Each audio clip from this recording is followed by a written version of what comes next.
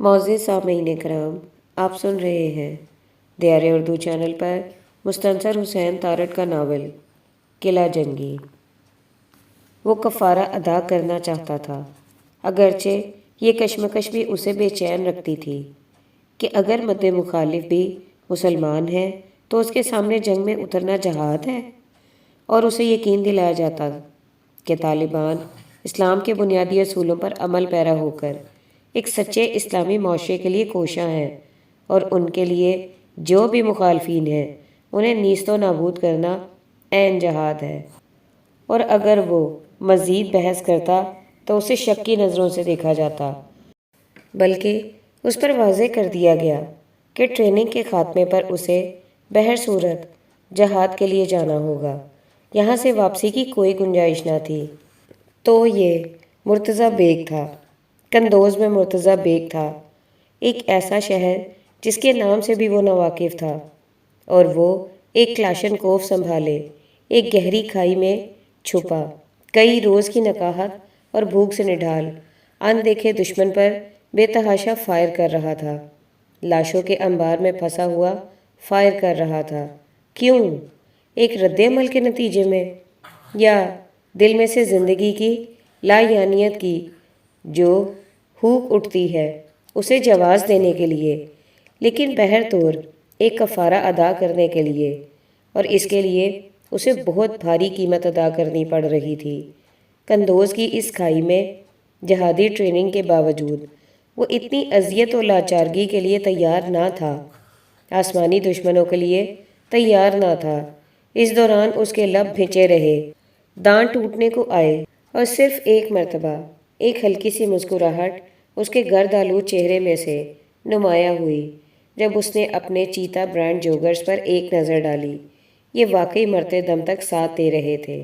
شیزان سے الفلاح بلڈنگ تک مال روڈ کے فٹ پاتھ کے کنارے کہیں بھی کار پارکنگ کرنے کے لیے جگہ نہ تھی۔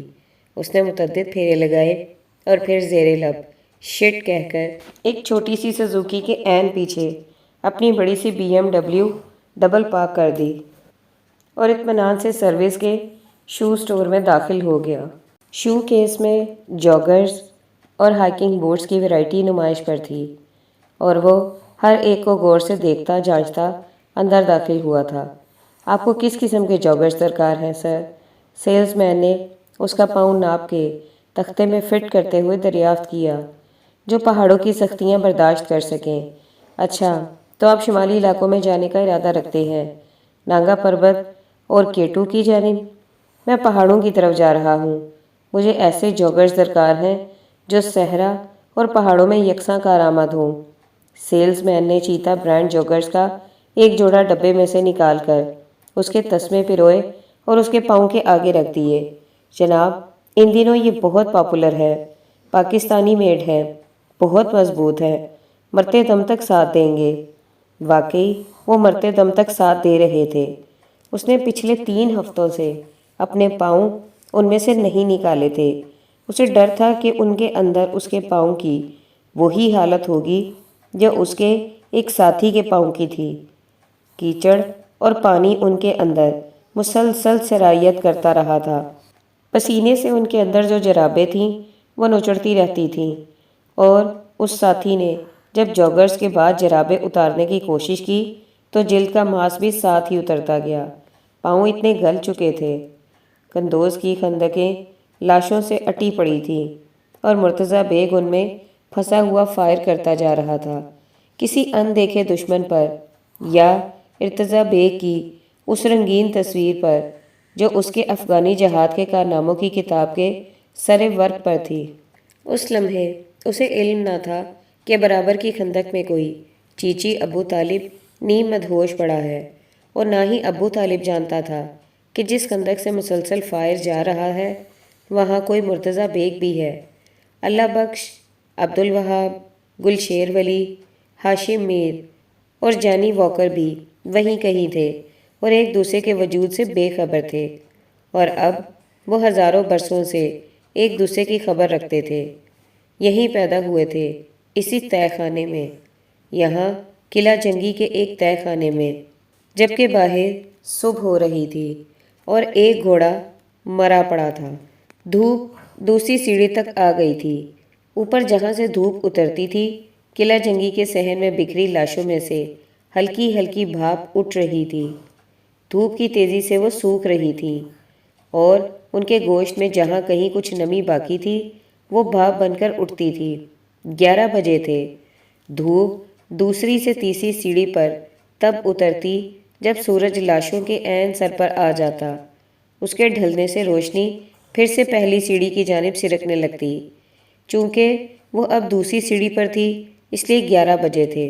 یہ پیمانہ وقت ابو طالب کا اختراع کردہ تھا۔ اس کا گاؤں چیچنیا کی بڑی آبادی والی بستیوں سے طویل فاصلوں پر داغستان کی سرحد کے قریب تھا۔ گاؤں کیا ڈھلوان چھتوں والے چند گھر تھے جو ایک تنگ وادی کے دھانے پر ہرے بھرے کھیتوں میں بکھرے ہوئے تھے۔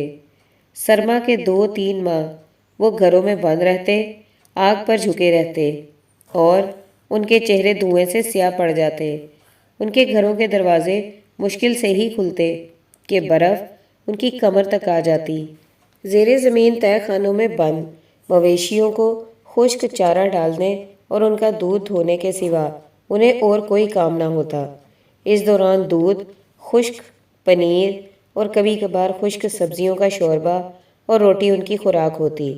سردیوں کے دوران ان کے دروازے برف کے بوجھ سے اتنی مضبوطی سے بند رہتے کہ انہیں کنڈی لگانے کی بھی ضرورت پیش نہ آتی، اور جب وہی دروازے آپس میں بھیڑنے لگتے، ان کی چولوں میں سے رات کو آوازیں آنے لگتیں، تو وہ جان جاتے کہ موسم سرما رخصت ہونے کو ہے اور باہر برف کا بوجھ کم ہو رہا ہے، پگھل رہا ہے۔ ایک کہاوت تھی کہ جب سردیوں میں دروازہ ذرا سا دھکیلنے سے کھل جائے تو اس کے اندر جو مہمان داخل ہوتا ہے وہ موسم بہار ہے۔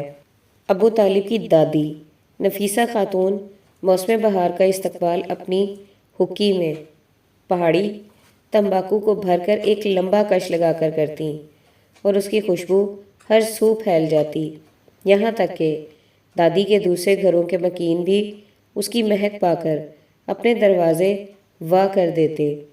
اوپر بلند کوہساروں پر برف پگھلتی تو ان کی تنگ وادی میں جھرنے اترنے لگتے اور جہاں کہیں کوئی چٹان ہوتی وہ آبشار میں بدل جاتی۔ سنہری چونچ والے عقاب اپنے گھونسلوں سے نکل کر وادی پر پرواز کرنے لگتے۔ ابو طالب کو اس کی دادی نے پالا تھا۔ اس کے ماں باپ کا جھونپڑا اس بڑے سیلاب کی زد میں آ گیا تھا جو مقامی ندی میں ایک عرصہ پہلے پتھروں کو دھکیلتا وادی کو بہا کر لے گیا تھا۔ اسے ان کی شکل بھی یاد نہ تھی۔ ابو طالب نے ابتدائی تعلیم وادی کے دامن میں آباد ایک بڑے گاؤں کی مسجد میں حاصل کی اور پھر وہ کاشتکاری میں جت گیا۔ دادی نفیسہ خاتون اب بھی مویشیوں کو ہانک سکتی تھیں اور بھیڑوں کی دیکھ بھال کر سکتی تھیں۔ وہ ہمیشہ سے یہاں نہیں رہتے آئے تھے۔ یہ ایک نو آبادی تھی۔ تاتاریوں کے علاوہ ہمیشہ سے چیچنیا کے باشندوں کو بھی خود سر اور شورش پسند گردانا جاتا تھا۔ یہ لوگ مرکز کا تسلط برداشت نہیں کرتے تھے اور ہمہ وقت بغاوت پر آمادہ رہتے تھے۔ اس مسئلے کا حل جوزف سٹالن نے اپنے مخصوص انداز میں کیا اور چیچنیا کی بیشتر آبادی کو زبردستی ٹرکوں پر ٹھونس کر دور دراز کی سوویت ریاستوں میں بکھیر دیا اور ان پر پابندی لگا دی کہ وہ ان ریاستوں سے باہر کبھی بھی قدم نہیں رکھ سکتے۔ اس کے باوجود بہت سے خاندانوں نے اپنے آبائی وطن لوٹنے کی کوشش کی، پکڑے گئے اور پھر سائبیریا کے بیگار کیمپوں میں مشقت اور سردی کا شکار ہوئے۔ ایک عرصے بعد حکومتی پالیسی میں تبدیلی ہوئی تو انہیں وطن واپس جانے کی اجازت ملی۔ طویل قیام کے باوجود، مقامی لوگوں میں شادیاں کرنے کے باوجود، ان ریاستوں میں چیچنیا کا کوئی ایک باشندہ بھی ایسا نہ تھا جس نے وہاں ٹھہرنے کو ترجیح دی ہو۔ ابو طالب کے ماں باپ اور عزیز و اقارب جب وطن لوٹے تو ان کے آبائی گھروں کی جگہ کئی منزلہ فلیٹ تعمیر ہو چکے تھے۔ پگڈنڈیوں کی جگہ شاہراہوں نے لے لی تھی اور وہاں روسی اور یوکرین نژاد باشندے ایک عرصے سے آباد تھے، بلکہ اب وہاں ان کی دوسری نسل کی اجارہ داری تھی جو اپنے آپ کو چیچنیا کے شہری گردانتے تھے۔ ابو طالب کے خاندان کو اپنے آبائی گاؤں سے سینکڑوں کلومیٹر دور داغستان کی سرحد کے قریب یہ تنگ وادی بے آباد ملی اور وہ اس میں آباد ہو گئے۔ ابو طالب یہیں پیدا ہوا اور اس کے باپ نے گھر سے نکل کر بندوق سے متعدد فائر کر کے وادی والوں کو خبر کی کہ اس کے ہاں ایک پہاڑی عقاب کی پیدائش ہوئی ہے۔ اس وادی میں امام شامل کی شجاعت کے قصے دہرائے جاتے تھے، ان کے نام کی قسم کھائی جاتی تھی۔ ابو طالب ان قصوں کو برف آلود راتوں میں دادی نفیسہ سے سنتا جوان ہوا تھا۔ وہ اکثر اسے داغستان کے شاعر رسول حمزہ کی وہ نظم سنایا کرتی تھی جو اس نے شرمندگی کے بوجھ تلے دب کر لکھی تھی۔ رسول نے اپنی جوانی میں سوویت پروپیگنڈے سے متاثر ہو کر کہ امام شامل دراصل برطانیہ اور ترکی کے جاسوس تھے جن کا کام قوموں کے درمیان نفرت کی ہوا دینا تھا، ان کی تکذیب میں ایک ہجو لکھی تھی اور اپنے تئیں امام شامل کا پردہ فاش کیا تھا۔ پھر وقت کے گزرنے سے، جوانی کا بخار اترنے سے اور ہم وطنوں کے چہروں پر اس نظم نے جو دکھ لکھ دیا تھا، اسے پڑھتے ہوئے اسے احساس ہوا کہ یہ ایک حماقت تھی۔ اس کے والد بھی اکثر بڑبڑاتے، رسول، امام شامل سے مت الجھو، اگر تم نے ایسا کیا تو زندگی بھر سکون نہ پا سکو گے۔ یہ دعا تھی یا بد دعا؟ لیکن رسول حمزہ کو تب تک چین نہ آیا جب تک اس نے ایک اور نظم لکھ کر امام شامل کے سامنے ایک مجرم کی مانند سر جھکا کر معافی نہ مانگ لی۔ نفیسہ خاتون ابو طالب کو یہی نظم سنایا کرتی تھی: برسوں پہلے دل پر میرے زخم لگا تھا، اب بھی نشتر بن کر جاگ اٹھتا ہے۔ بوڑھا ویر بہادر کنکازی ٹوپی اوڑے دیکھ رہا ہے، ایک اونچی دیوار سے نیچے جھانک رہا ہے، دائیں ہاتھ سے پکڑے اپنی دو دھاری تلوار کا قبضہ، دائیں جانب ڈال رہا ہے میان کا سایہ۔ میں نے بھی باتوں میں آ کر اوروں کے ہمراہ چلائیں شیروں کی شمشیریں اس پر، وہ تلوار اجداد کی میرے جو دشمن کے خون میں نہائی، اس کو میں نے لوگوں کی باتوں میں پڑھ کر غداروں کا حربہ سمجھا، دشمن کا ہتھیار بتایا۔ اب بھی رات کی خاموشی میں اس کے بھاری قدموں کی آہٹ ملتی ہے جب دیپک بجھ جاتے ہیں، کھڑکی میں سے اس کا سایہ، وہ جس نے جم کر اخلگو کی آن بچائی۔ گونیب کا درویش سپاہی آ جاتا ہے خود میرے اپنے کمرے میں، آ جاتا ہے اور یہ کہتا ہے: کتنی جنگیں لڑتا آیا، کتنا خون بہایا میں نے، کتنا درد اٹھایا میں نے، میرے بدن پر، میری قبا پر 19 زخموں کے پیوند اب بھی دیکھے جا سکتے ہیں۔ پھر بھی میں نے صبر کیا تھا، لیکن تم نے شیروں کے یہ تیر چلا کر زخم لگایا ہے ایسا جیسا زخم کبھی نہ کھایا۔ خنجر کے، تلوار کے اور گولی کے زخم ایک طرف اور یہ زخم ایک جانب۔ یہ پہلا زخم ہے جو میں نے اپنے کوہستان کے ایک بیٹے کے ہاتھوں کھایا۔ تم نے وہ جو تیر چلایا میرے دل میں جا اترا ہے۔ ہو سکتا ہے غزوہ اور جہاد کے نعرے اب فرسودہ سمجھے جائیں، لیکن میرے بچے، ان نعروں نے ایک دن تیرے کوہستان کی حرمت اور اس کا ناموس بچایا۔ ہو سکتا ہے آج کی دنیا ان حربوں کو کہنہ سمجھے، لیکن یہ وہ حربیں ہیں جو آزادی کے ضامن بن کر رن کے میدانوں میں چمکے، دشمن پر طوفان سے ٹوٹے۔ میں کوہستانی شاہین بن کر ہر پل جنگ کے میدانوں میں لڑتا آیا، یوں ہی سحر تک وہ سایہ جو ہر شب اندھیارے میں اپنی حنا آلود داڑھی، چہرے کی تابانی لے کر میرے کمرے میں آتے ہی منڈلاتا ہے، طنز کے لاکھوں تیر چلا کر، مجھ کو اپنے زخم دکھا کر، شرم کا ایک احساس دلا کر، جانے کہاں پھر چھپ جاتا ہے۔ میں نے جو حرکت کی تھی اس حرکت پر نادم ہوں، اس سائے سے بھی نادم جو ہر شب تاریکی میں منڈلاتا ہے۔ نفیسہ خاتون یہ نظم سناتی سناتی اپنی حکی سے پہاڑی تمباکو کا آخری کش لگا کر اونگ جاتی۔ ماسکو والے اگرچہ دہریے تھے اور ناپسندیدہ تھے، لیکن اس کے باوجود ان میں انتظامی صلاحیتیں ایسی تھیں کہ ان کے دور افتادہ گاؤں میں بھی بجلی تھی، اس لیے فریج تھے، ٹیلی ویژن تھا اور ایک پکی سڑک ان کے گھروں تک آتی تھی۔ یہ سب کچھ ہونے کے باوجود نفیسہ خاتون ایک گھڑی، ایک الارم کلاک کی موجودگی برداشت نہ کر سکتی تھیں۔ ان کا کہنا تھا کہ اگر پہاڑوں کے بیٹوں کی کلائیوں پر گھڑیاں بندھی ہوں اور ان کی تپائی پر الارم کلاک دھرے ہوں تو وہ صرف ان پر نظر کرتے رہتے ہیں اور آفتاب کی پہلی کرنوں، چٹانوں کے بڑھتے ہوئے سایوں اور شاموں کے سحر کو نظر انداز کر دیتے ہیں۔ چنانچہ وہ گرمیوں کے موسم میں کھڑکی میں سے آنے والی خنک ہوا کو اپنے بوڑھے بدن پر محسوس کر کے اسے بیدار کر دیتی کہ ابو طالب اٹھو، فجر کی نماز کا وقت ہو گیا ہے۔ اس طور وہ ان کے گھر کے عین سامنے جو چٹان بلند ہو کر وادی کو تنگ کرتی تھی، اس پر چھاؤں کو اترتے ہوئے ایک خاص پتھر تک اترتے ہوئے دیکھ کر ظہر کی نماز کا تعین کرتی تھیں، اور جب وہ چھاؤں چٹان کے دامن میں آ جاتی تو عصر کا وقت ہوتا۔ بھیڑیں شام اترنے سے جب بے چین ہو کر باڑے کی جانب ممیاتی ہوئی چلنے لگتی تو یہ مغرب تھی، اور مکمل تاریکی چھا جانے کے بعد جب وہ دمبے کی چربی کے شوربے میں روٹی بھگو کر کھا چکتے تو یہ عشاء کا وقت ہوتا۔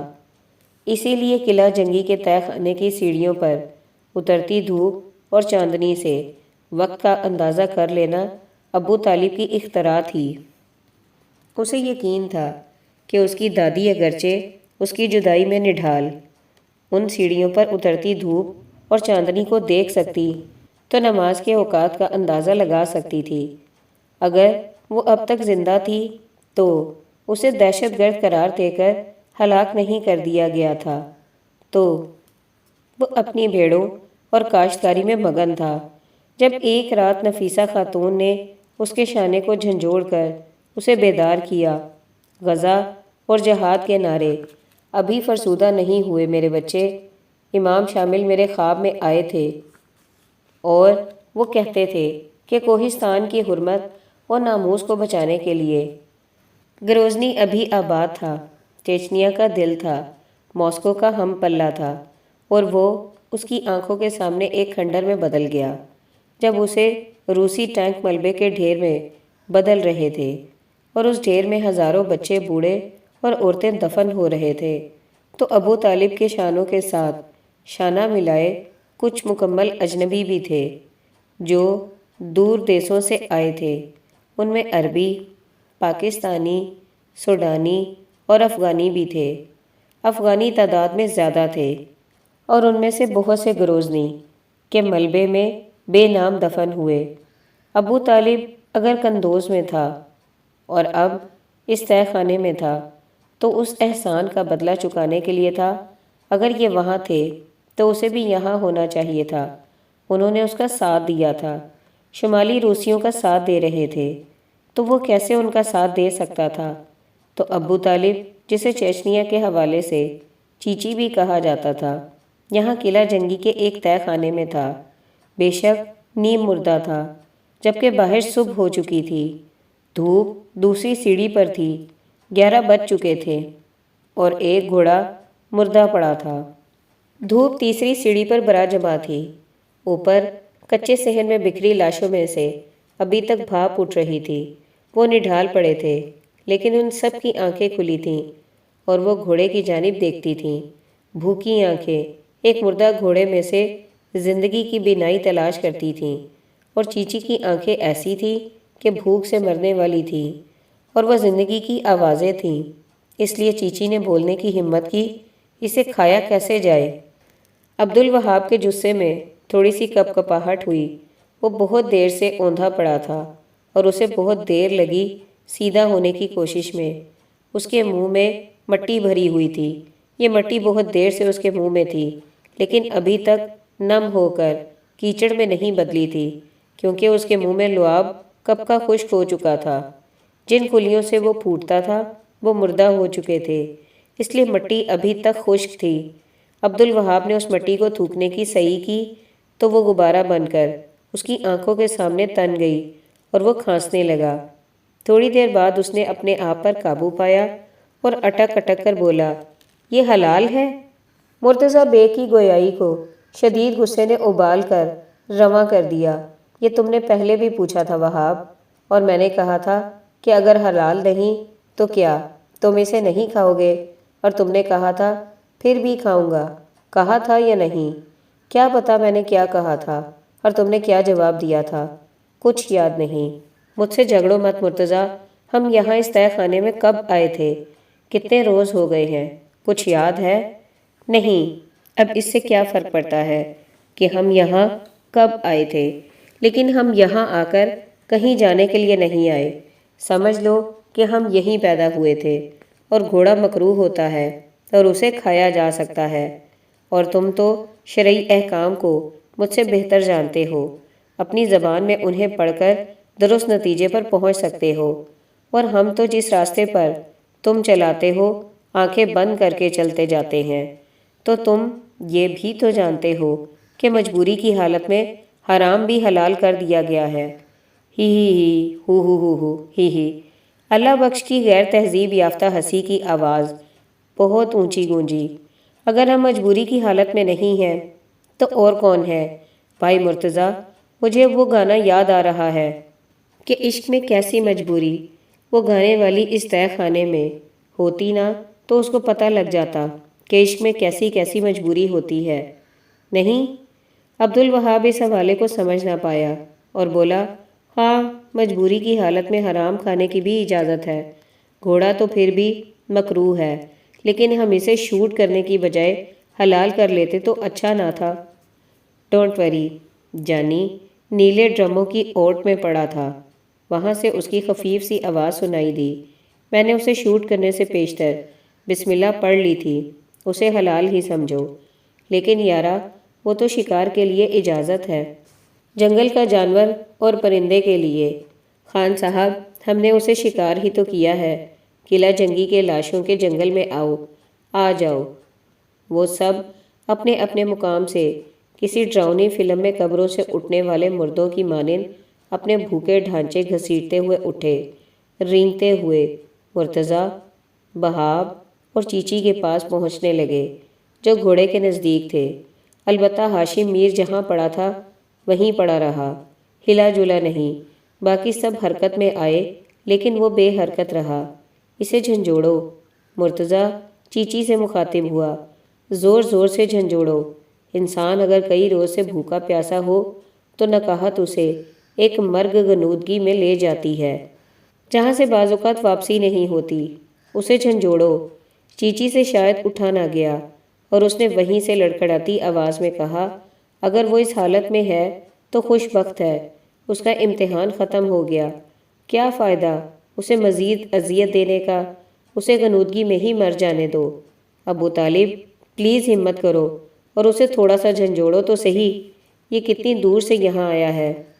ابو طالب، چیچی اٹھا نہیں، ایک چوپائے کی مانند گھسٹتا ہوا ہاشم کے قریب ہوا اور اس کا کندھا پکڑ کر ہولے ہولے ایک افیمی کی مانند ہلانے لگا کہ سکت بس اتنی ہی تھی۔ وہ بے حد ٹھنڈا لگ رہا تھا، جیسے ڈیپ فریزر میں ہو۔ اس کا امتحان واقعی ختم ہو گیا ہے، میرا خیال ہے مر گیا ہے۔ نہیں نہیں، ہاشم کے منجمد لب کھلے اور چیچی نے نہیں دیکھا تھا کہ اس کی آنکھیں بھی کھلی ہیں، اور تاریکی میں یہ بھی نظر نہیں آتا تھا کہ وہ روتے روتے سرخ ہو چکی ہیں۔ میں ابھی ہوں، مجھے جگاؤ تو نہیں۔ چیچی یکدم خوفزدہ ہو کر پیچھے ہٹ گیا۔